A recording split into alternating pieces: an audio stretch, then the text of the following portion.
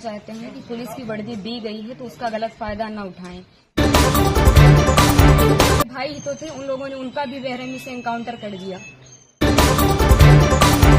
ने पहले ही अंदेशा जताया था, क्या कहना चाहती हैं? सर, हम यही कहना चाहते हैं कि पुलिस की वर्दी दी गई है तो उसका गलत फायदा न उठाएं। जिसके ऊपर 36 केस है उसका भी इनकाउंटर करवा देते, जिसके ऊपर एक केस है बेगुनाह उनका भी इनकाउंटर करवा दिए हैं ये लोग। अगर इसमें 15 लोग शामिल हैं, 14 लोग शामिल हैं तो सबका इनकाउंटर होना चाहिए। ये जो दिखाते हैं ना, ये कानून वास्तव में अंधा है, कोई इंसाफ नहीं मिल रहा है। हम लोगों के ऊपर क्या बीत रही है, हम लोगों की माँ भी नहीं है, पिता हैं हमारे बड़े भाई थे। अगर हमारे पिता कुछ हो गया तो हम लोग सारे कौन थे? हमारे भाई ही तो थे, उन लोगों ने उनका भी बेरहमी से एनकाउंटर कर दिया। हम यही चाहते हैं कि सबका एनकाउंटर हो, इंसाफ मिले। इस सरकार में हम अभी तक तो सरकार के खिलाफ कुछ नहीं बोल रहे थे, लेकिन वास्तव में जो हो रहा है बहुत गलत हो रहा है। ये नहीं होना चाहिए, चाहे फिर इसमें विपक्षी पार्टी हो या फिर कोई भी हो, कोई भी नेता हो, जो करवा रहा है बहुत गलत करवा रहा है। हम लोगों को इंसाफ मिलना चाहिए, ऐसा नहीं होना चाहिए था। जो किए हैं बहुत गलत किए हैं। भगवान तो उनको सजा देंगे ही, लेकिन उनको भी सजा मिलनी चाहिए कानून की तरफ से। अगर कोई गुनाह करता है तो उसकी सजा कोर्ट देता है, ना कि पुलिस ऐसे एनकाउंटर कर देगा। आपके भाई का क्या स्वभाव था, किस तरह से, कैसे आप लोगों के बीच में रहते थे वो? सर, हमारे भाई का स्वभाव एकदम सरल था, पढ़ने लिखने में भी अच्छे थे।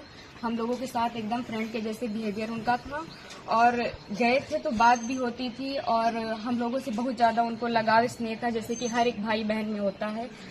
और आज ये सुनने के बाद जैसे लग रहा है कि हम लोगों के जमीन पैर से एकदम खिसक गई हो।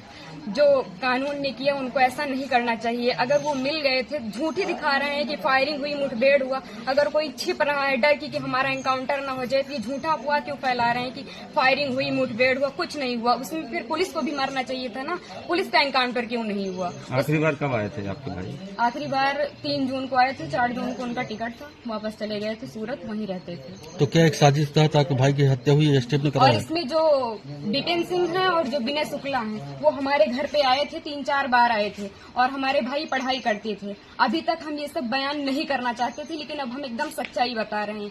वो लोग उनको लालच देके कि ऐसा गाड़ी होगा, बंगला होगा, वगैरह वगैरह, जबकि भगवान का दिया सब कुछ हम लोगों के पास है, सब कुछ है, लेकिन फिर भी उन लोगों ने लालच दिया, और लालच में ले जाकर उनको सूरत में एक केस में फंसा दिया। उसके बाद वो थे कि नहीं थे न ये हम लोगों को पता है।